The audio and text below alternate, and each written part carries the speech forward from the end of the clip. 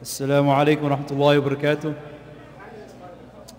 barakatuh. Inshallah, help me welcome our brother Abdelrahman again, inshallah.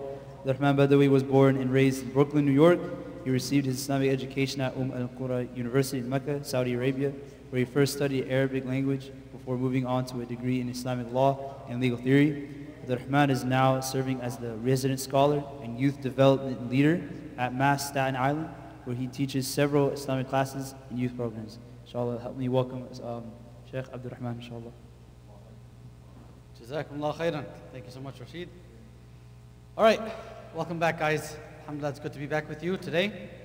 And I'll begin, of course, with the most important thing, and that is mentioning the name of our Creator and seeking His blessing. Bismillah, alhamdulillah, wa salatu wa salamu ala rasulillah, wa ala alihi wa sahbihi wa man walah. Allahumma la sahla illa ma ja'altahu sahla wa anta taj'alul hazna idha shi'ta sahla. Rabbi shrah li sadri wa yassir li amri wa hlul 'uqdatan min lisani yafqahu qawli. How's everybody doing? Alhamdulillah.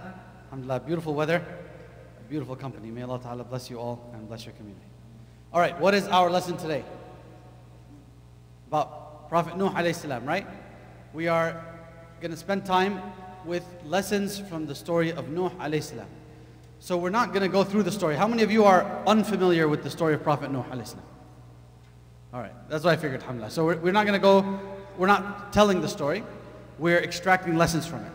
But before I do that, of course, just to give a brief overview to refresh your memory, Prophet Nuh alayhi salam was he one of the later prophets or the earliest? One of the very earliest prophets of Allah subhanahu wa ta'ala. He is actually one of the most referenced prophets in the Quran. So there's wisdom in that we'll talk about. It was thousands and thousands of years ago, of course. He was known as a wise man, and he was eloquent in speech, and he was notable for his patience, alayhi salawatullahi wa salam. And he was commanded, of course, just like all the other prophets, to teach the people about Allah subhanahu wa ta'ala and to call them away from shirk. And to tell them that they will be accountable in the next life for what they do in this one. After many, many years of doing so, how long? How many years? 950 years. Allah commanded him now to switch gears. After that long journey of da'wah to his people and calling them towards good, Allah told him, now you have a command, I have commanded you to build an ark. And even though they were in an area where there was no water and they were building it, on land, so this caused his people to start mocking him and the believers, and this hurt them. And this is one of the lessons we'll talk about, is that you're going to face adha. You're going to face harm in the path of da'wah, path of Allah, and it's going to hurt you. But strength doesn't mean the absence of pain, it means the ability to overcome that pain, right? All right, so it hurt them when they were mocked, but they persevered, they kept their patience, they kept their trust in Allah subhanahu wa ta'ala, perhaps not even knowing, maybe not all the believers, or maybe some of them or none of them knew why we were building the ark. They didn't know what Allah's command would be later with the rain. We know now the story in retrospect, but they had their faith and their trust in Allah subhanahu wa ta'ala. After they got done building the ship, and by the way, sometimes we brush over the story, and you might be like, well, how long does it take to build a ship? 1, 2 years. It took a long time. They're building dati alwahin wa dusur. It was made out of wood and nails. They didn't have machinery like we do today. Brother Mustafa or one of the community members was telling me about the state-of-the-art machinery they have here at the Intel factory you were telling me yesterday. They didn't have that stuff last year, or back then, thousands of years, it wasn't last year. Last year it would have been fine. Now, back then they had to build it out of wood and nails, man. It took years and years and years. And they had to endure that hardship and of people mocking them and so on, but they kept their patience to Allah. Eventually, they had finished. Allah commanded them to take min kullin zawjayn ithnayn, right? Take 2 of each animal, board the ship, and have the believers get on it. And then Allah sent down consecutive days and nights of rain. It's mentioned 40 days and 40 nights. Wallahu alam, the exact dates or numbers. Point being is that to the point where it flooded the land, and those who refused to get on the boat and refused to become believers were drowned, and they were destroyed. And the rejectors included Prophet Nuh's wife and son, right? And then Allah subhanahu wa ta'ala allowed the rain to stop and for the land to dry, and then the believers got back on land and worshipped Allah. All right, so that's a brief overview of the story of Nuh alayhi salam. Any questions? Any concerns about the story? All right, so if there's any questions about anything comes up, you can ask. Feel free to interrupt, raise your hand. Otherwise, we could do some of them at the end, inshallah. All right. So here's some fun facts about Prophet Nuh alayhi salam. We mentioned that he is one of the most mentioned prophets in the Quran. So when Allah subhanahu wa ta'ala mentions a prophet this much in the Quran, what is Allah telling us? In other words, why would Allah mention a prophet so many times in the Quran? Is it just there, by chance? Some prophets were mentioned more than others? Yes. Taking wisdom from the story. But we're taking wisdom from all the stories of the prophets. When Allah mentions it multiple times, what is Allah signaling to us? What is Allah telling us?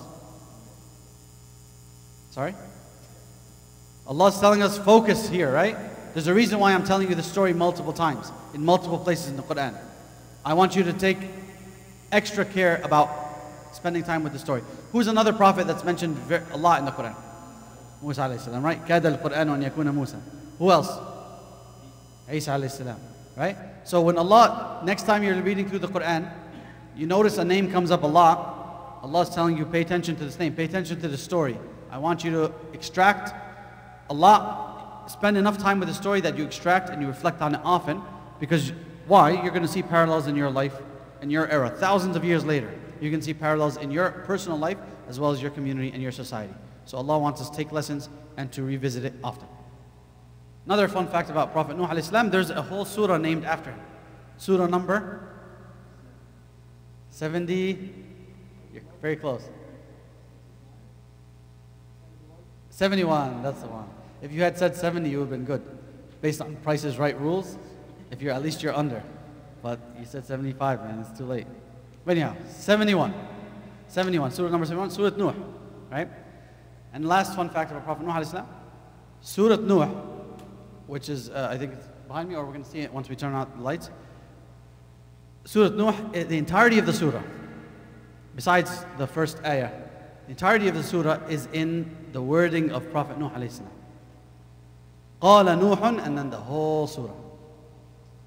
Very beautiful, very unique thing that gives you a different flavor for this surah when you spend time with it.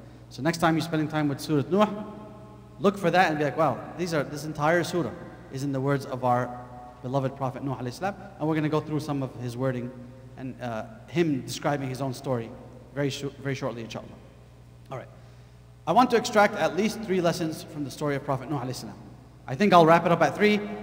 If I do 4, then it'll just be a very quick one. So I want to make sure I give you a head count, or we're not going to go on forever. Inshallah, we'll cover these 3 and then we'll be good to go.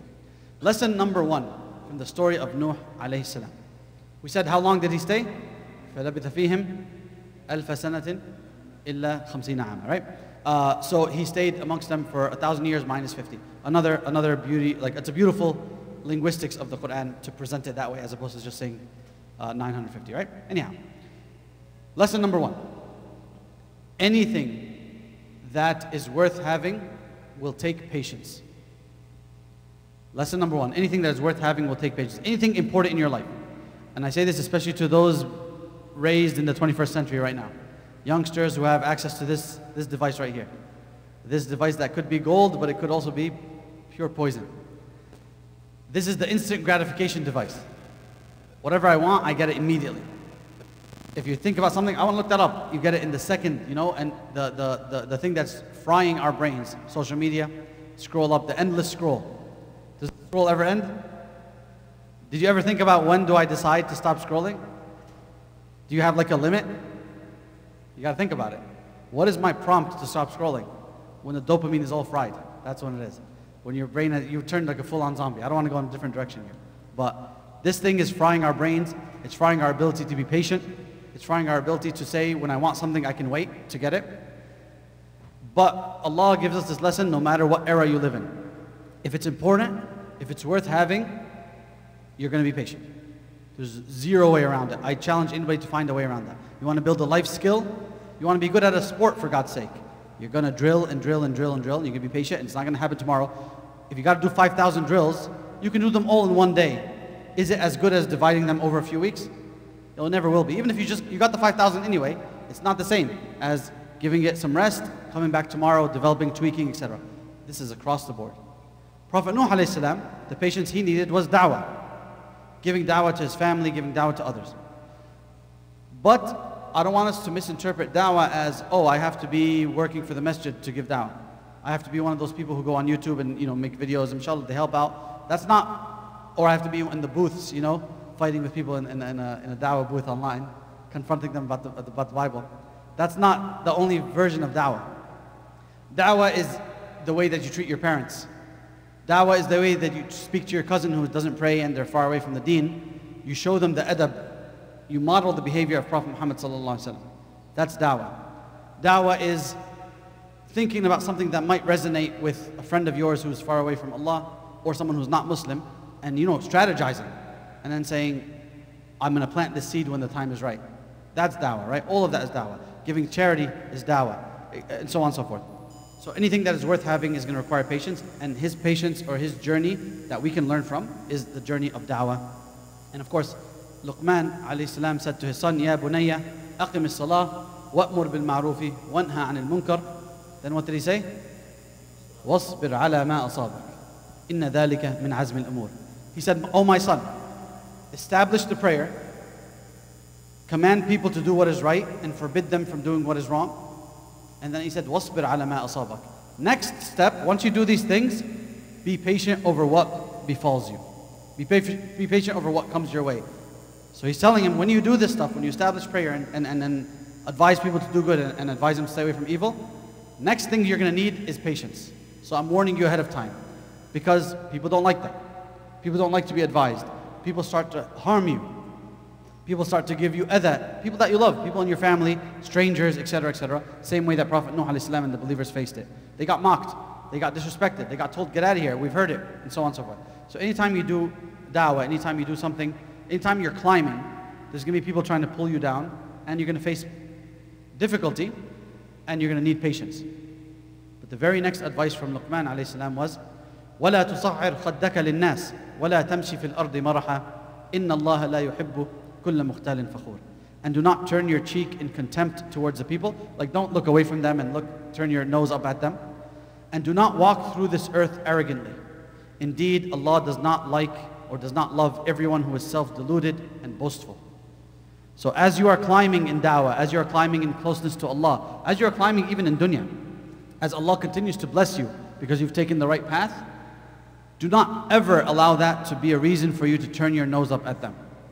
Allah doesn't love a person who walks around boastfully. Allah doesn't love when you, in fact, He despises when you start to get arrogant because of your situation. We talked about that in the khutbah yesterday.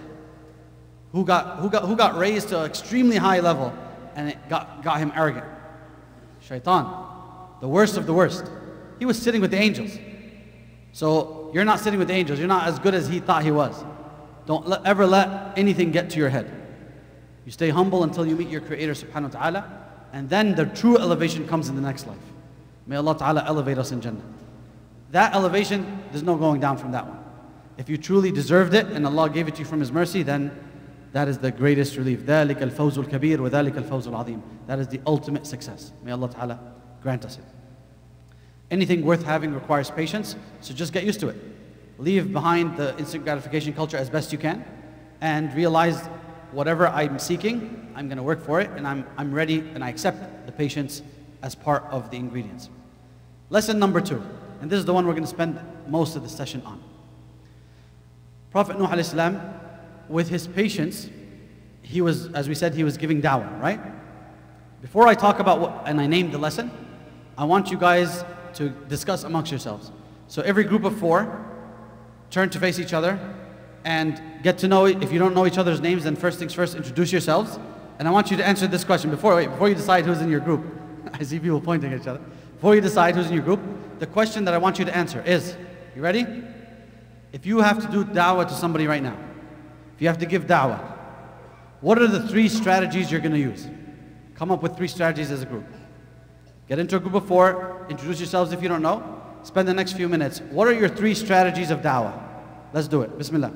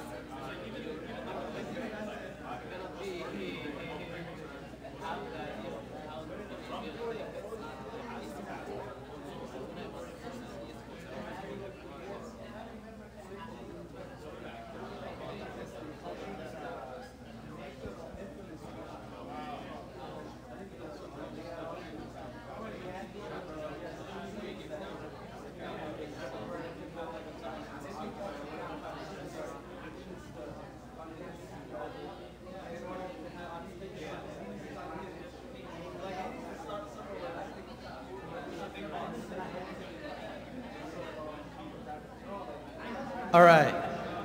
Bismillah. MashaAllah. Who wants to start?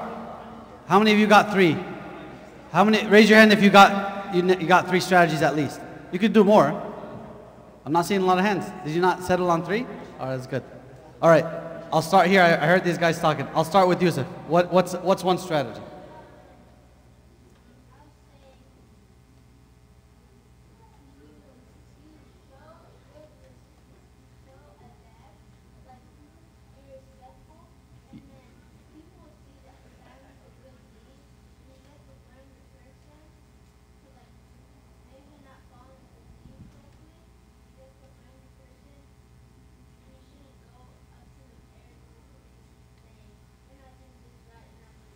All right.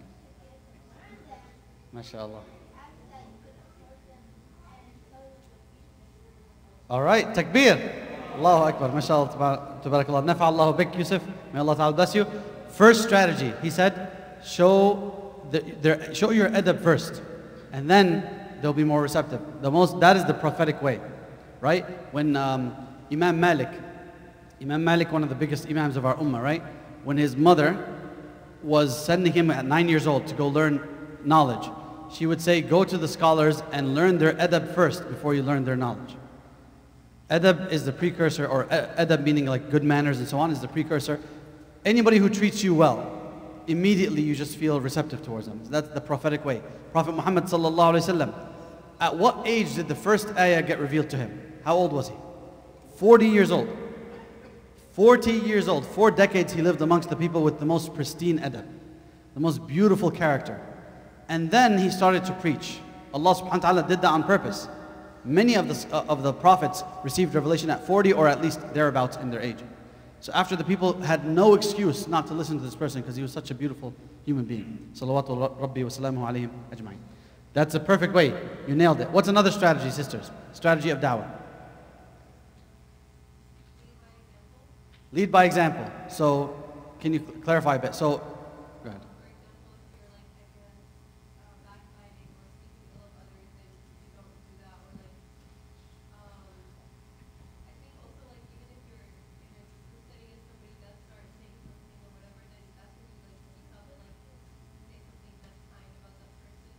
Excellent.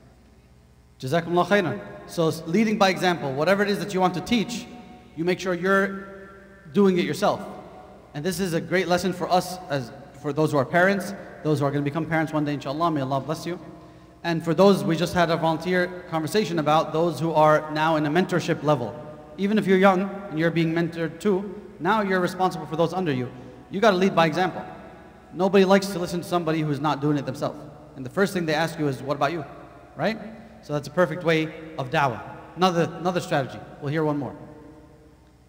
Yes.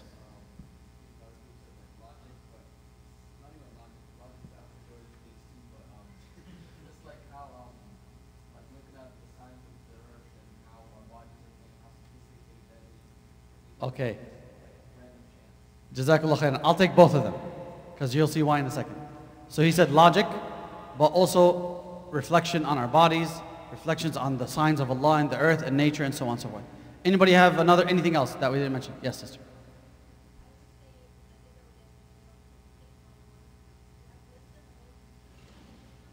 Okay.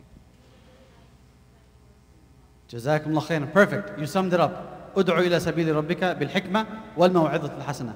When you call towards your Lord, you use wisdom and you use good preaching, right? And good. So our sister is saying, just generally, you observe the situation. You don't shoot first, ask questions later, right? You employ your wisdom. I know some of you guys, you get really fired up. You see those London videos, they're yelling at people. You're getting slam dunks. It's not all about the slam dunks, all right? You gotta have some good preaching and good wisdom in how you're gonna deliver the message. Sometimes the slam dunk is warranted, but usually you just shoot threes instead. I don't know, the metaphor messed up. Anyhow, let's go back now. Now, the reason I asked you guys, what would you do in da'wah? Because everything you just listed now, we're going to see that Prophet Nuh alayhi salam tried it. And that is lesson number 2. He had 950 years. He never gave up hope. That's a lot of work. Lesson number 2 is he didn't rely on just one tool. He was wise enough and he was humble enough, because it takes humbleness, to keep trying different strategies. This is a lesson that we can apply as parents, we can apply as mentors, we can apply everywhere in life. We can apply it when doing da'wah to others, and just literally anytime you want to do something good, you don't have any guarantee that it's going to work the first time or the first way that you tried. This doesn't give you an excuse to give up now. If it means enough to you, if it's principled, if it's important enough, you're going to try a second strategy. Anybody ever heard the expression, if the only tool you have is a hammer, then everything looks like a nail? I only have one tool in my toolkit. Someone comes to me, tells me, hey, our projector's not working. I'm like, I got the tool for it. I only got a hammer. What am I going to do? I'm just going to hit it and break it and make it worse. He's like, you needed a screwdriver. The batteries were done. You just replace them. I'm like, well, I only have a hammer. So you asked the wrong person. I'm not wise enough to realize, I shouldn't be using the only tool I have. Sometimes we do that as leaders, as teachers, as older brothers, older sisters, as parents, where the only tool I was taught growing up is you yell at the kid if they do something wrong, right? And if that's not working, what do? You yell again. And if that doesn't work, what do you do the third time? You just yell some more. That's the only tool I have. It worked for me. It didn't work. It brought a lot of trauma. But I think it works. Or now I've forgotten it. So that's the only tool I have. And I never considered trying another strategy. Let's see how many strategies Prophet Nuh alayhi salam, thousands of years ago, has tried. Do you want to set up the ayat? So I'm going to recite the ayat in the words of our beloved Prophet Nuh alayhi salam, his own words. So this is him speaking to Allah. This conversation occurred between a prophet and his Lord thousands of years ago. This conversation occurred. Nobody was present to hear it. But Allah subhanahu wa ta'ala preserved it in the Quran. And Allah has allowed us to hear it all these years later. Isn't that amazing? We are now listening to a conversation between Prophet Nuh alayhi salam and his Lord. Remember, somebody had asked me yesterday about how do I differentiate between complaining to Allah and being actually grateful. Do you guys remember that question at the end of our session? This is a form of complaint to Allah that is highly respected. And we said when you complain to Allah, it's not our understanding of complaint. It should have etiquette to it, right? It should be, you're not just complaining about Allah, wal-'iyadhu billah, right? You have some etiquette and some adab. This is a complaint to Allah in the form of a dua that Prophet Nuh alayhi salam did. So you guys can, if you can see the ayat behind me, I'm going to recite them inshallah. Let's spend a moment with the words of Allah subhanahu wa ta'ala and understand. See if when you're hearing these words, how many strategies Prophet Nuh alayhi salam used in his da'wah. Sounds good? بعد أن أعوذ بالله من الشيطان الرجيم بسم الله الرحمن الرحيم إنا أرسلنا نوحا إلى قومه أن أنذر قومك من قبل أن يأتيهم عذاب أليم قال يا قوم إني لكم نذير مبين أن اعبدوا الله واتقوه وأطيعون يغفر لكم من ذنوبكم ويؤخركم إلى أجل مسمى إن أجل الله إذا جاء لا يؤخر لو كنتم تعلمون قال رب إني دعوت قومي ليلا ونهارا فلم يزدهم دعائي إلا فرارا وإني كلما دعوتهم لتغفر لهم جعلوا أصابعهم في آذانهم واستغشوا ثيابهم وأصروا واستكبروا استكبارا ثم إني دعوتهم جهارا ثم إني أعلنت لهم وأسررت لهم إسرارا فقلت استغفروا ربكم إنه كان غفارا يرسل السماء عليكم مدرارا ويمددكم بأموال وبنين ويجعل لكم جنات ويجعل لكم أنهارا ما لكم لا ترجون لله وقارا وقد خلقكم أطوارا ألم تروا كيف خلق الله سبع سماوات طباقا وجعل القمر فيهن نورا وجعل الشمس سراجا والله أنبتكم من الأرض نباتا ثم يعيدكم فيها ويخرجكم إخراجا والله جعل لكم الأرض بساطا لتسلكوا منها سبلا فجاجا. What do you think? All of this, and this is not even the end of the surah, there's about half a page left. All of this is the conversation of Prophet Nuh alayhi salam to his creator. Now, we don't have much time till Isha, so I'm going to ask you guys 3 minutes, same groups, the friends that, if you still remember each other's names, same groups, try to count through these ayat. I'm going to keep them up here, I'm going to go to the beginning ones. Try to count how many strategies of da'wah Prophet Nuh alayhi salam used. Good? 3 minutes, yallah, with your group, bismillah.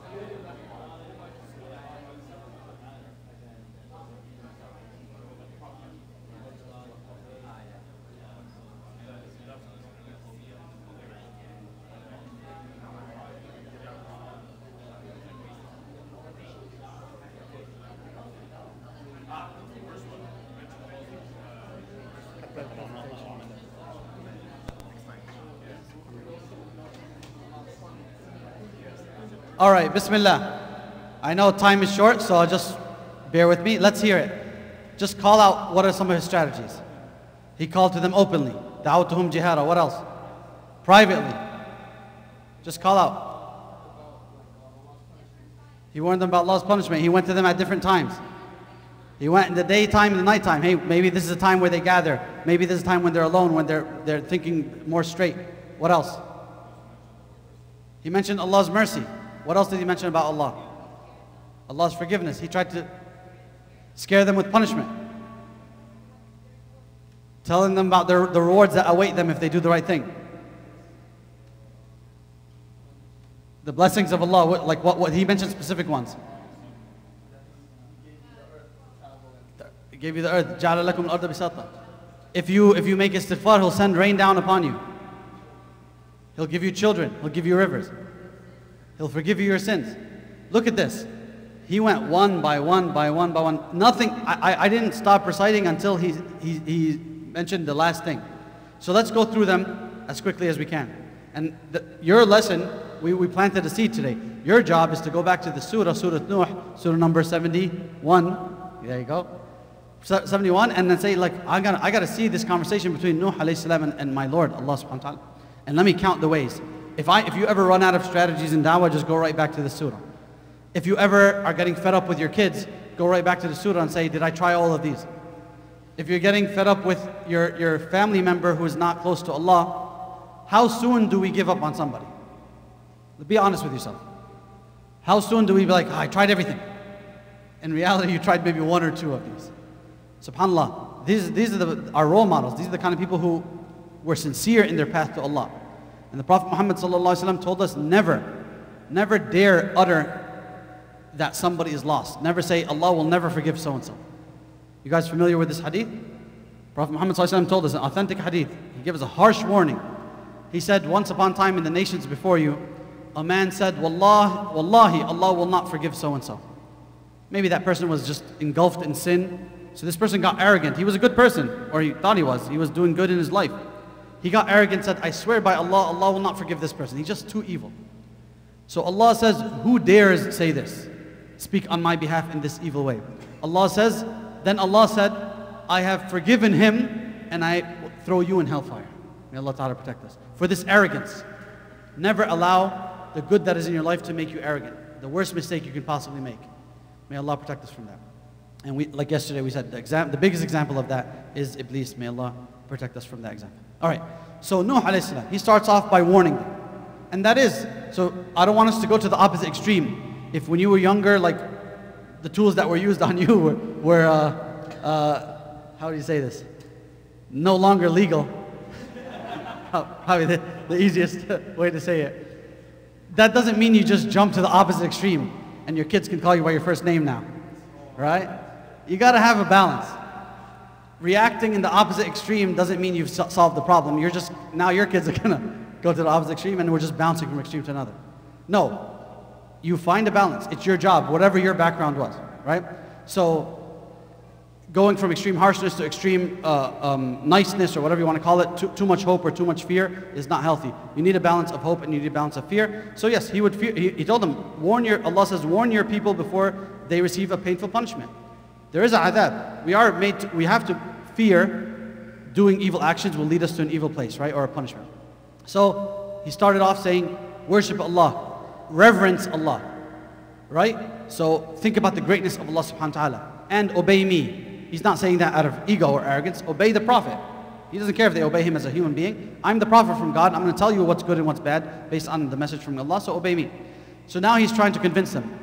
The gift in exchange, Allah will forgive your sins. So you'll get forgiveness. And He'll give you reprieve until a stated term. But once your term ends in this dunya, it cannot be deferred any longer, right? So he said he's complaining to Allah in the most respectful way, most humble way. Rabbi inni da'awtu qawmi laylan wa nahara. Oh Allah, I have called upon my people day and night. Look at the beautiful adab with Allah, even in his complaint. So he's describing all his avenues of da'wah. Oh Allah, I tried in the day. People are awake and normal and so on. Tried at night, maybe they're more comfortable and relaxed. He's considering these things. Maybe they're too busy with getting a living. I'll come back later. He comes back, maybe they're relaxed now. That's a good time. It didn't work with them. So he tried both strategies. He scratched them off his list. Next, he said, it seems like the more I call them, the further they fled, right? Whenever I called them to your forgiveness, look at how immature they acted. Grown men and women, putting their fingers in their ear, putting their clothes above their face. La, la, la, I don't want to hear you. And you find people acting like that. They're just going to the lowest form of immaturity, right? He said, I called them openly. I thought maybe that would work. I'd go to the town square and make a dawah stall, the equivalent back then. It didn't work with these people. And by the way, some people accepted Islam. Some people followed. He's talking about the majority of the people, right? He said he called them openly. He called them in public. He spoke to them privately. Maybe they don't want to, they're encouraging each other, so I go to them one by one. Another thing in dawah, whichever form of dawah you're using, maybe the person is just socially in this circle and their heart is starting to believe, or the message is starting to make sense to them, but they can't lose face in this social circle. So you use wisdom. You go to them privately. You appeal to them privately, as our sister mentioned earlier, where you sort of plan ahead, where you're sort of talking about, okay guys, it's hard for us when we're in our circle of friends because we each feel embarrassed, but if we strengthen each other, and I advise you, you advise me, we're setting an example, and now we have strength in numbers, right? So he went to them privately, and that wasn't working with the majority of them. So then he told them, he switched gears. He said, maybe I need to remind them of the benefits in this dunya. So far he's been talking about the benefits in akhirah, right? Allah will forgive you, grant you Jannah, etc. But there are also benefits in dunya for going on the right path. The only catch is, it's not a catch, astaghfirullah, the only difference is the benefits in dunya are not guaranteed. Allah has not promised you a luxurious life. The benefits in akhirah are 1000% guaranteed if you pursue the path of Allah. But Allah will open doors for you in this dunya as a means of rewarding you for the good that you do. So he said, maybe I need to switch gears. Maybe their ability to process high level of iman is not there yet. Let's start with the easiest reward, which is the most immediate one. If you ask Allah for forgiveness, He will let loose the sky upon you in rain. He will send down abundant rain, which helps your crops and so on and so forth. And He will provide you with wealth. He'll provide you with children, and He'll give you gardens, and He'll give you rivers. If you just make istighfar. And they still reject it. This is lesson number 3 here, which is the benefits of istighfar. Many ayat and ahadith, is too much to mention now, that when you make istighfar, Allah will open doors for you. Allah will relieve you of burdens that you couldn't find a way out of when you make istighfar. And the Prophet ﷺ said, طُوبَى لِمَنْ وَجَدَ فِي صَحِيفَتِهِ اسْتِغْفَارًا كَثِيرًا. Good news or glad tidings to a person who finds in their book of deeds on the Day of Judgment a lot of istighfar. So the only way to find a lot of istighfar there is to do what? Is to fill it up yourself.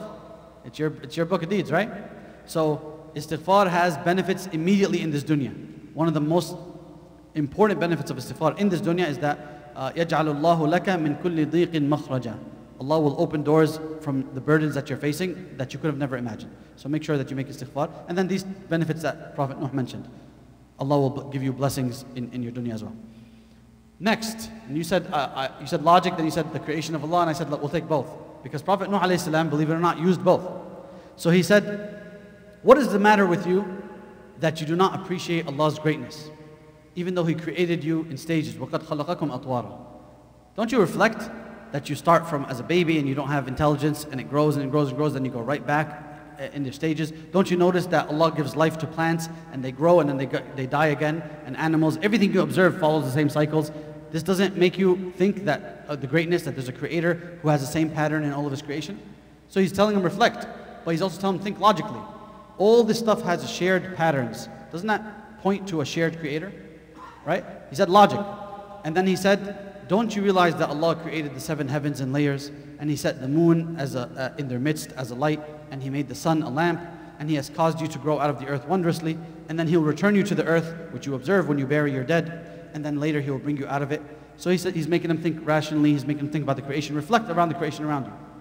Then he says, وَيُخْرِجُكُمْ إِخْرَاجًا. And then He'll extract you from the earth. Now He's telling them, one day there's going to be a day of judgment.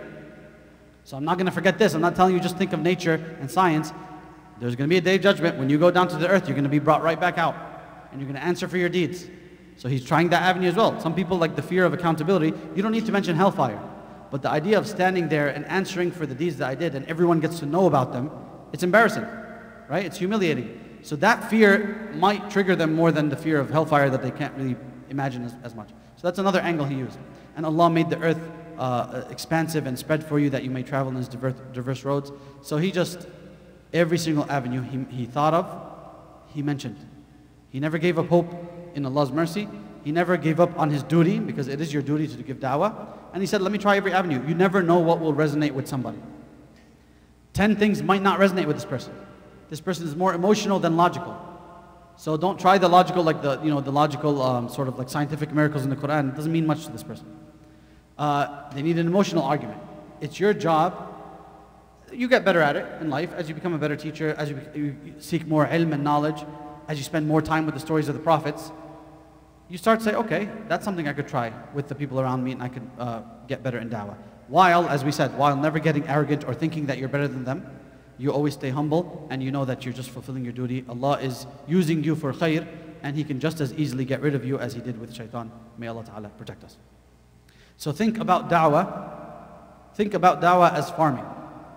Every time you give da'wah, you are planting seeds. That is all you're doing.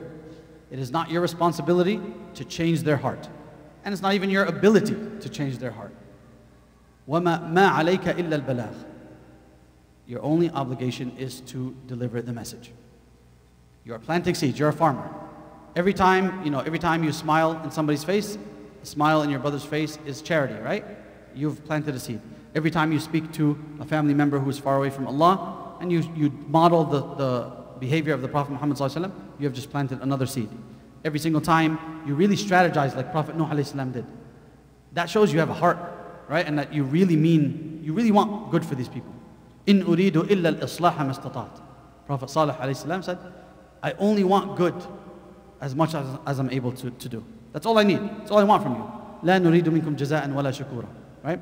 So every time you strategize, my brother doesn't pray or my sister doesn't pray, but I know them, I've been friends or we've been siblings for a long time. So, you got it, right? I'll have to, it's the end of the day, what are you going to do? Anyhow, so I know this person well. I know what resonates with them. So you come across an ayah, you come across a hadith, you come across a story that this would work with this person. So you say, all right, I'm going to wait till there's a good moment. And I'm going to forward it to them. Or I'm telling them, hey, come watch this video for a second. Because this is you strategizing for the sake of Allah and because you are planting seeds. And then, khalas, you planted the seed and you move back. And then you water that plant with dua.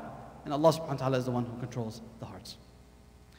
All right, so the last lesson is a very basic one. It is the pattern of behavior of people that you give da'wah to. It is typically, Allah mentions al-mala' in different ayat about Surah Nuh, where it's the people who are benefiting from the status quo. The people who are the richest, the people who have the highest status, they are usually the ones who reject the most, and then they convince others to reject because they have a lot to lose. So don't be disheartened by this. Don't say, oh, Islam is a minority. Don't say, oh man, we have weakness in dunya means, for example. You still should work towards dunya strength, but don't worry, that's always been the case. And Allah still granted victory to the sincere minority over the hedonistic and dunya-centric majority. So don't be disheartened by that, because it's always been the case since literally day one, and it will continue to be the case. But وَالْعَاقِبَةُ لِلْمُتَّقِينَ, victory will be for the righteous in this dunya before the akhirah, and especially in the akhirah for eternity. So don't be disheartened. وَلَا تَهِنُوا وَلَا تَحْزَنُوا وَأَنْتُمُ الْأَعْلَوْنَ إِن كُنتُم مُؤْمِنِينَ. Do not grieve and do not lose hope and do not lose strength. You will be the victorious and you will be elevated if you are true believers. Those are the lessons from the story of Prophet Nuh. I'll go through them very quickly once again. Number one, anything worth having or anything important will require patience. Be careful of the trap of instant gratification because nothing worthwhile comes from it. Number two, strategies of da'wah. Developing new tools and using them in your da'wah as opposed to only, and in your teaching of anything good, as opposed to only having one or two tools, and when they fail you get frustrated and you give up hope. Number three is the benefits of istighfar, and number four is the reaction of the people. You will face harm, and especially from those who have the most to lose from their dunya status, and then they rile up everybody else against you. But don't lose hope, that's always been the case, and victory will still come to the people who do good if they are patient. Jazakumullah khairan everybody, barakallahu feekum. Any questions? Any comments? Somebody want to add something? We have about 5 minutes till Isha. Yes, sister.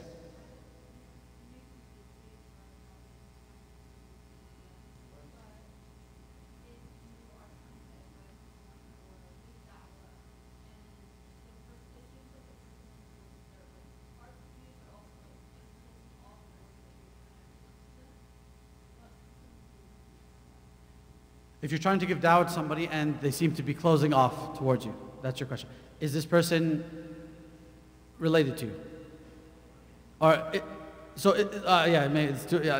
like you don't have to answer that. So there's a difference between people that you have to interact with versus people who there's a natural distance. You only see them once every X number of time, right? So the people that you interact with on a regular basis, these are the people that you have to strategize, and they're not receptive. You have to factor in space, because it's not going to come naturally. Different than the person you see once every 6 months. It's a family member, I see them every single day. I can't be on their case every day if they're not receptive. This person, may Allah protect us, maybe they don't pray. There's 5 prayers in a day. You can theoretically remind them all 5 times. They're not receptive, they're gonna hate you, and it's not gonna get them any closer to Salah. Sometimes we feel like, yeah, but it's my obligation. Especially if you're a parent and you're feeling that panic, my child is not praying, etc. But like if it's not, it's not, like da'wah is a strategy. إِنَّكَ لَا تَهْدِي مَنْ أَحْبَبْتَ, right? إِنَّكَ لَا تَهْدِي مَنْ أَحْبَبْتَ وَلَكِنَّ اللَّهَ يَهْدِي مَنْ يَشَاءُ.